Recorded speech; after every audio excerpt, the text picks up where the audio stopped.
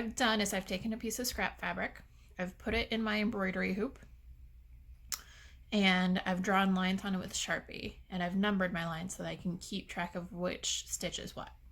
I did it with Sharpie because my lines will show through to the back, and that will make it easier as you're trying to learn. So for our first stitch, we've got the running stitch. I've taken my friendship string, my embroidery floss, I've threaded my needle with it, I've doubled it up, and I've tied it off at the end. And I'm using a nice bright color so that I can see the difference between my line and my thread. So for the running stitch, it's going to look like a normal sort of dotted line, like when you hand sew something. I'm going to start from the back, which is why we wanted to mark it so that you can see lines all the way through, and I'm going to pull it tight. And then I'm just going to go from the front to the back. And my goal is to keep even stitches so that they're following my line, but they're also about the same size as each other with the same amount of space in between. And once you get better, you can do it without looking. Go from the back to the front. Or if you need to flip it over, that's totally fine. It's going to take some practice. So flip it over, pull it through. And then make your stitch, pull it through.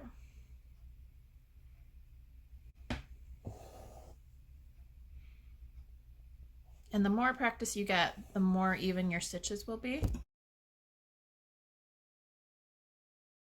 So that's all the space I have for stitches there. That's fine.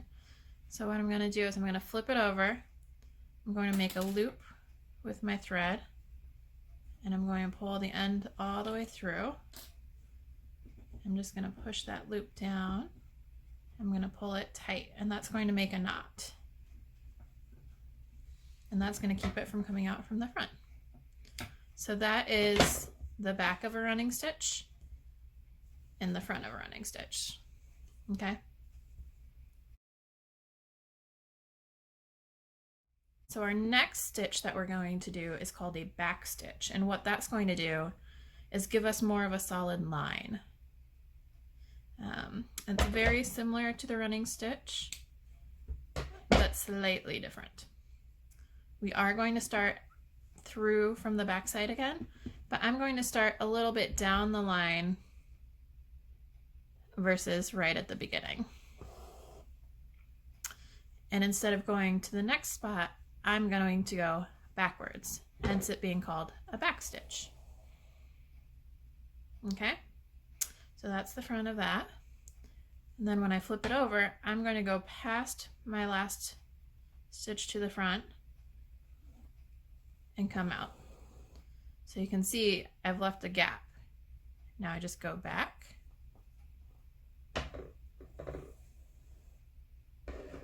And it makes more of a solid line. So same idea.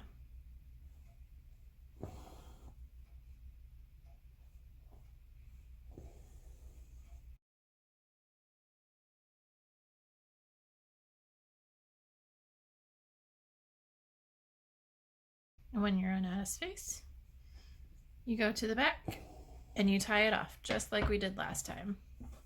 You can also take your needle and sort of loop it underneath your last stitch to help make that loop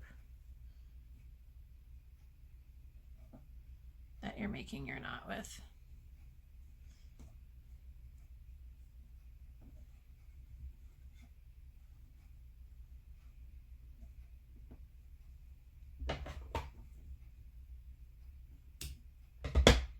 Okay. All right, so we are ready for our third stitch. I have gotten more thread because mine was getting a little bit short. And the next one is going to be more challenging. It's called the chain stitch. You want to start from the back again for your first time through, just to get your knot on the back. But then what you do is you take your needle, poke it through and flatten it out, and then poke it back out the front. So you see how the needle's coming back through. So if you're having trouble with that, you can poke it through, flatten it out, and then press against it while you use your hand to push it back out. Lost it. So you're going to do it like that so that your needle's coming back out, and then before you pull it through, you're going to take your thread and wrap it around the point of your needle. Just like that. Okay? And then you pull it through. And this one's called the chain stitch because it's going to make it look like links of a chain. So again, right as close as you can to your last, or where the thread comes out, put it in, push it, flatten it out, push it back through, and then make sure you wrap your thread around. And pull it tight. So through, flatten it out, push it back through,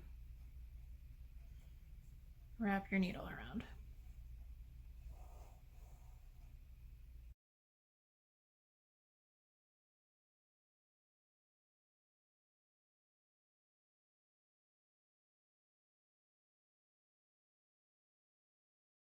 So when you get to the end, obviously you're not going to have room to make another stitch. What you want to do is just go next to the end of your last loop, put it through, and then tie your knot on the back.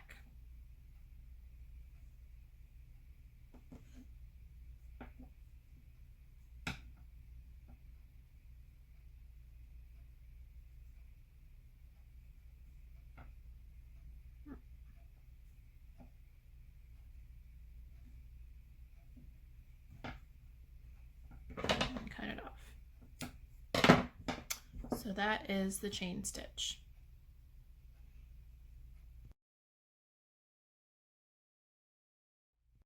All right, so it starts to get even trickier from there. We're going to use what we just learned with the chain stitch, and we're going to use that to make a row of hearts. So basically what we're doing is we're doing a chain loop and anchoring it, and a chain loop and anchoring it. So you want to start with your thread coming through the back, just like before. You want to make sure your thread is not tangled. So pull it straight if you need to. And then you are going to put your needle through and back out, but I'm coming out at an angle. So I'm not coming out straight on the line, I'm coming out at an angle. And then I'm going to loop my thread around just like before, and I'm going to pull it until I've got half of a heart. And then I take my needle and I put it through and anchor my loop. And then on the back, I'm going to go back to that starting point, bring my needle back out, and do a loop the other direction on the other angle. So this is actually, you can do hearts like this, you can do bunny ears, you can do it all the way around a loop and make flower petals. So this actually is a nice way of taking what you just learned with the chain stitch and expanding upon that.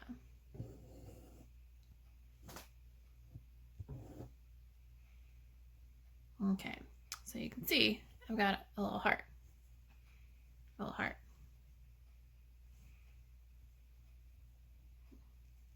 Okay. And then on the back, I'm going to find that center line again and find the bottom of my heart, but I'm going to leave some space. So I'm going to have gaps in between the hearts.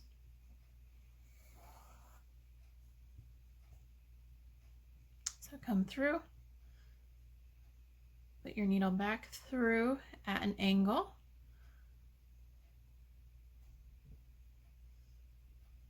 Bring it back up. There we go. Wrap your thread around.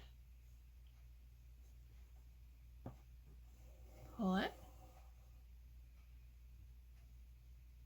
And then anchor. Then back to the beginning. Another loop, the opposite angle.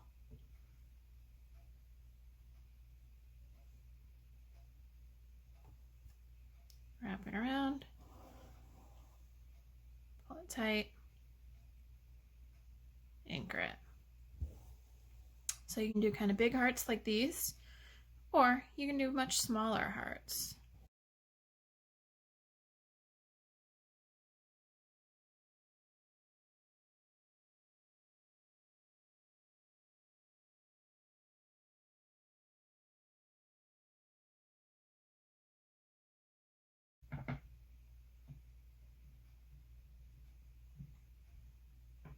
Sometimes you have to cut your needle off to be able to tie it.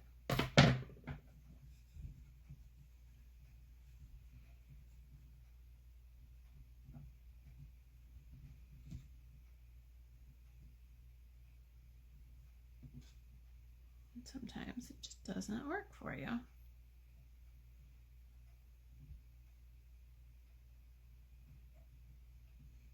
Okay.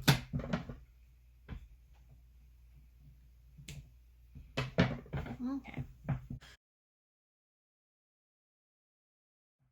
All right, so we've got our hearts. We're going to move on to the next stitch.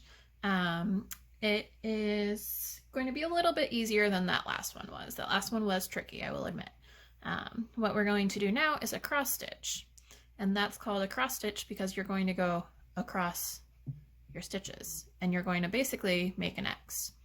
So if we were working on our line number 5, flip it over to the back, and instead of working right on the line, we're going to go off the side a little bit. So really the center of our X is going to be on the line, but not the parts that we're sewing. So this one's pretty easy. You're going to go across that line and pull it through. Then on the back, you want to try to line up this point from your first time through and this point where you just came out, and that's where you want to go back through. And you'll make the other side of the X.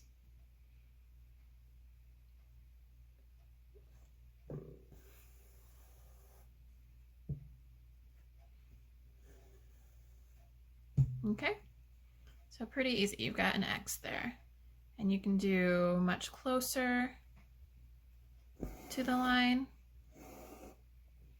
much closer together, or you can do larger. It's really up to you how you want it to be. Again, I would recommend working on choosing one size and practicing that size.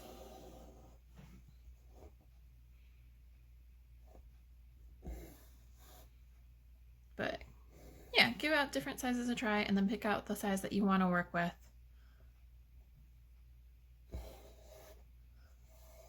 And do the rest of the row with that size.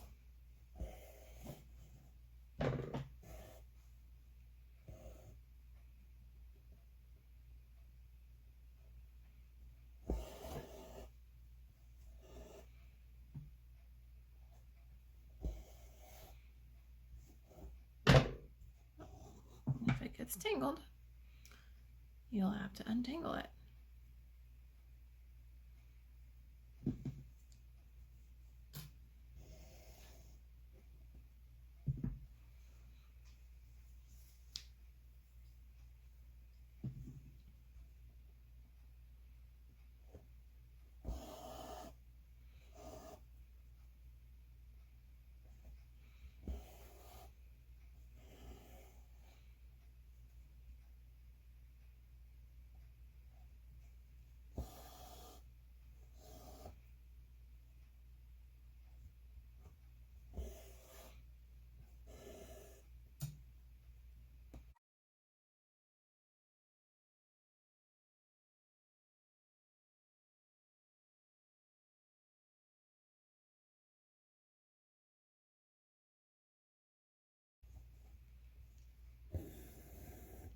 All right, and tie it off.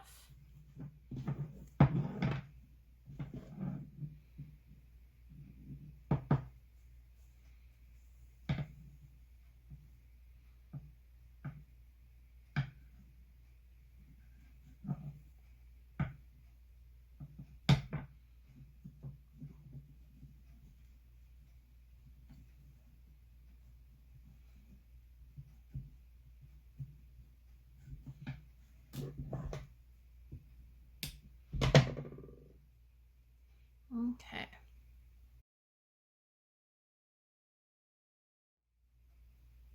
So the next one we're going to do is an 8-pointed star. And we're doing that because it builds on the cross stitch that we just did. So you really don't have to worry too much about learning something new here. So again, it works better if you do a little bit bigger cross X's, but you're going to start off the side of your line and do your X to start. So just like before.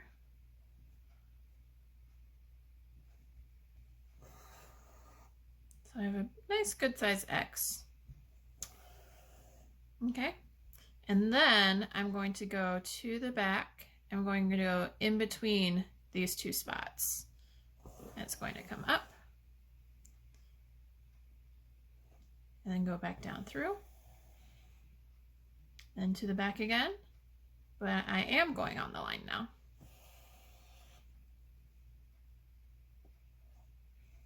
And back through. And there you have an 8-pointed star. So, just to remind ourselves, you do a regular X cross stitch. That's pretty good sized.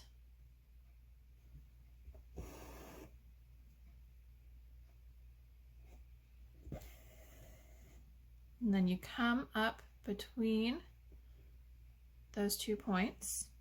Oh, sorry, between these 2 points. Yeah, those 2 points. And go back down straight across. And then you come up on the line. If you need to go a little bit further over, that's fine. And then back down. So practice that.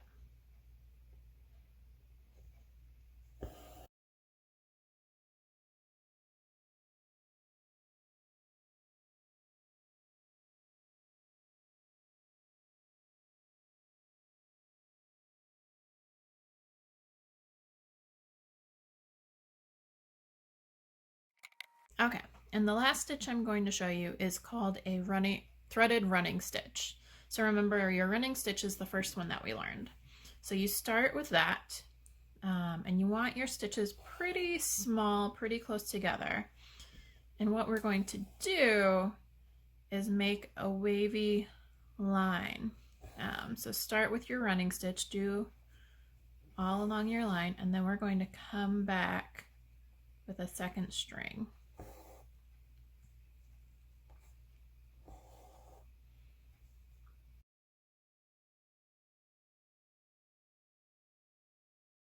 So I did my running stitch, I've tied it off, and I'm coming back with a different color just so you can see what I'm doing.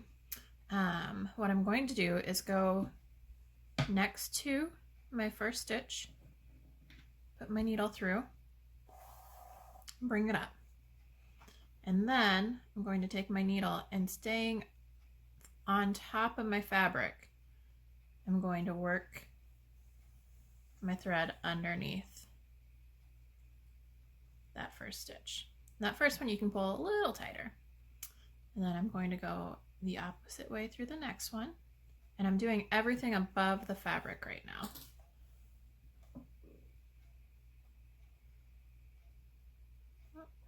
And my string's got a little uneven. There we go.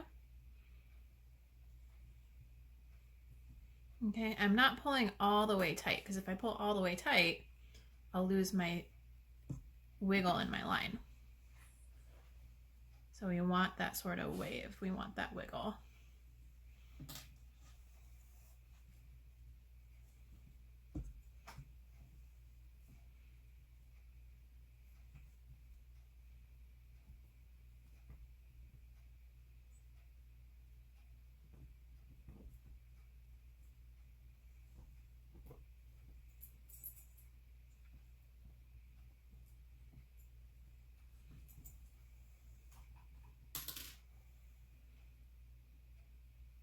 If you do pull it too tight, just hold on to your last stitch and unloosen the first one.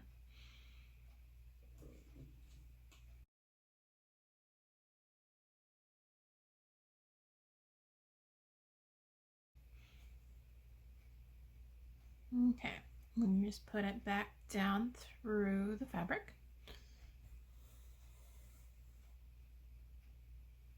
Then tie it off on the back. And so you can see none of the last row that we just did, none of it was done coming through the fabric. It was all done on the front. So those are the stitches. Flip it over for you. So we have our running stitch, back stitch, chain stitch, heart, cross stitch, 8-pointed star, and threaded running stitch. So I'm going to make an example of our Point O' Pines tree, and we'll have that template ready for you to print out and use for yourself.